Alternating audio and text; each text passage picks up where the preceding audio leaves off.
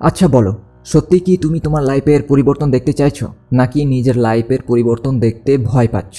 আমি জানি তুমি একটা বেটার লাইফ চাইছো, আবার এটাও ভাবছো যে এই তো চলছি ঠিকঠাক ডাল ভাত খেয়ে।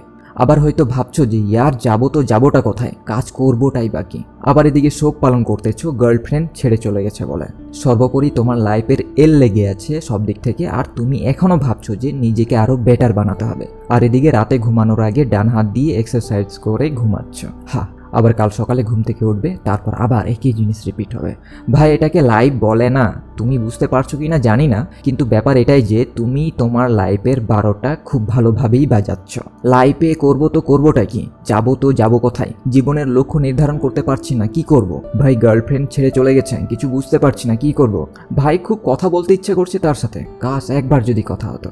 ভাই, তাকে ভুলতেই পারছি না, কি করব। এইসব চক্রের মধ্যে যদি তুমি ফেসে থাকো, তাহলে আজকে পুরো ভিডিওটা দেখো। একটা ক্লিয়ার মাইন্ডসেট পাবে, কথা দিলাম। তুমি যে ভ্রমের মধ্যে দিন কাটাচ্ছ, সেই ভ্রম তোমার কেটে যাবে।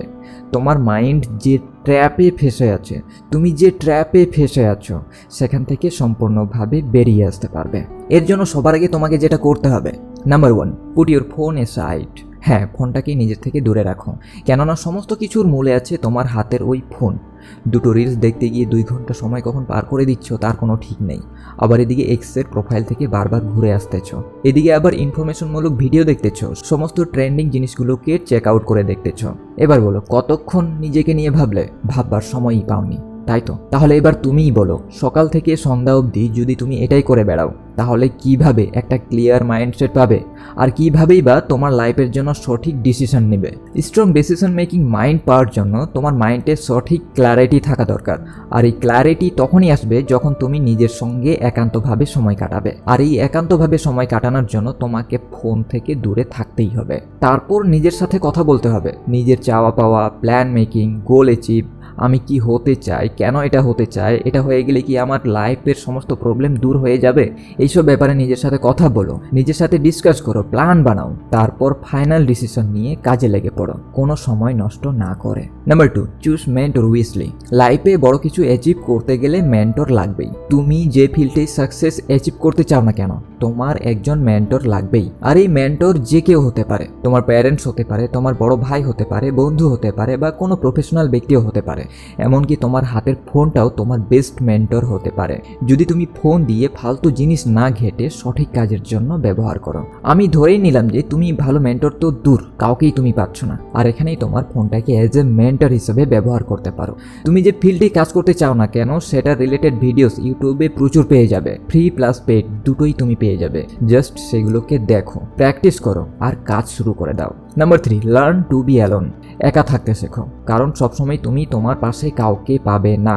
এমনকি তোমার পছন্দের মানুষগুলো তোমাকে একদিন ছেড়ে চলে যাবে। ইয়ার প্রকৃতি এইভাবেই কাজ করে। তোমার লাইফে শুধু ভালো আর ভালো এমন কোনো দিনও হবে না, লাইফে আপস অ্যান্ড ডাউন থাকবেই। কখনো তো লাইফ এতটাই ডাউনে চলে যায় যে সেখানে তুমি পুরো ভেঙে যেতে পারো, হাল ছেড়ে দেওয়ার মতো পরিস্থিতি তৈরি হয়ে যায়, আর সেখানে কোনো মোটিভেশনও কাজ করে না, আর তুমি তোমার চারপাশে তখন কাউকেই দেখতে পাবে না। আর এখান থেকেই তোমাকে ইউটার্ন মেরে উপরে উঠতে হবে। তুমি বর্তমানে এখন যে জায়গায় যে পরিস্থিতিতেই থাকো না কেন, তোমাকে সেখান থেকেই শুরু করতে হবে। তুমি ব্যাস শুরুটুকু করো, আর বাকিটা তুমি অটোমেটিক্যালি বুঝে যাবে যে আর কথায় কি করতে হবে। Number 4, make girlfriend. Actually no, make more girlfriend. হ্যাঁ, ঠিকই শুনলে, বেশি করে গার্লফ্রেন্ড বানাও। ওয়েট, এই পয়েন্টটা কিন্তু পুরোটা ভালো করে শুনবে। আমি ভালো করেই জানি আমি লিমিটের বাইরে কথা বলছি, কিন্তু আমি এটাও জানি যে এই কথাটা কেন বলছি। আজকাল ব্যাপারগুলো এতটা এক্সপোজ হয়ে গেছে যে গোপনীয়তা বলে আর কিছুই নেই। জামা কাপড়ের মতোই মানুষ মানুষকে বদল করে নিচ্ছে। আজ যে তোমার কাছে আছে, সে যে শুধু তোমারই আছে, তোমারই থাকবে, তার কি গ্যারেন্টি আছে? আর সে যদি তোমারই আছে, তোমারই যদি থাকে, তাহলে তো খুবই ভালো, you are a lucky man. But যদি না থাকে তখন কি? ছেড়ে যদি চলে যায় তখন কি? তাই বলছি, হাবুডুবু খেও না, একেবারে অন্ধ হয়ে যেও না। তোমার পার্টনারের প্রতিটা কথাবার্তা, তোমার সাথে করা ব্যবহারগুলোকে ভালো করে অবজার্ভ করো। সে যদি সত্যি তোমাকে ভালোবাসে, তোমার প্রতি যদি সে কমিটমেন্ট থাকে, তাহলে সেটা তুমি তার ব্যবহারেই, তার কথাতেই বুঝতে পারবে। তোমার যদি সামান্যটুকু ডাউট হয়, তাহলে ডাউটটাকে আগে ক্লিয়ার করো। আর ডাউটটা যদি সত্যি হয়, তাহলে তুমি আগে সেই সম্পর্ক থেকে বেরিয়ে যাও, তারপর সুখ পালন না করে নেক্সট রিলেশনশিপে যাও। সেই সম্পর্কটাকেও ভালো করে অবজার্ভ করবে, এইভাবে রিপিট করতে থাকবে যতক্ষণ না পর্যন্ত তুমি সঠিক মানুষটাকে পেয়ে যাচ্ছ। তার মানে এই নয় যে তুমি এটাই করে বেড়াবে। আমি আগের ভিডিওতেই বলেছিলাম তোমার প্রথম কাজ গোল অ্যাচিভ করা, বাকি সব সেকেন্ডারি। এবার পয়েন্টে আসি, কিন্তু তুমি কখনো কারোর সাথে বিশ্বাসঘাতকতা করবে না। একটা খারাপ রিলেশনশিপের জন্য দেবদাস হয়ে থাকলে চলবে না। এখনকার 99% রিলেশনশিপে ভালোবাসা বলে কিছু নেই, আছে শুধুমাত্র অ্যাট্রাকশন। এই অ্যাট্রাকশন শেষ, তোমার রিলেশনশিপও শেষ। এমন নয় যে দুনিয়াতে সত্যিকারের ভালোবাসা নেই, আছে, কিন্তু সেটা পাওয়া খুবই ভাগ্যের ব্যাপার, আর সবাই এত লাকি না। তাই এই খেলাতে হয় তুমি এক্সপার্টের মতো খেলো, নইলে এই খেলা থেকে পুরোপুরি দূরে থাকো। সবার জন্য এই খেলাটা না। আর যদি তোমার ইমোশনাল ফিলিংস বেশিই থাকে তাহলে তো দূরেই থাকো। Number 5, eliminating energy vampires. মানে যারা তোমার লাইফে কনফিডেন্ট, বিশ্বাস, এনার্জি ডাউন করে দেয়, তাদেরকে তোমার লাইফ থেকে পুরোপুরি এলিমিনেট করে দাও, ঝেড়ে ফেলে দাও। লাইফে এমন মানুষদেরকে দূরে সরিয়ে দাও যারা তোমার কনফিডেন্ট লেভেল ডাউন করে দেয়, বিশ্বাস ভেঙে দেয়। দেখো ইয়ার, তুমি হলে তোমার লাইফের বস। তুমি কাকে হায়ার করবে আর কাকে ফায়ার করবে তার পুরো কন্ট্রোল তোমার হাতেই আছে। এবার তুমি ডিসাইড করো কাদেরকে তুমি তোমার লাইফে জায়গা দিবে, তাদেরকে যারা তোমার এনার্জি চুষে নেয়, নাকি তাদেরকে যারা তোমাকে এনার্জি দেয়। এবার last and most important, number 6, focusing on your unique journey.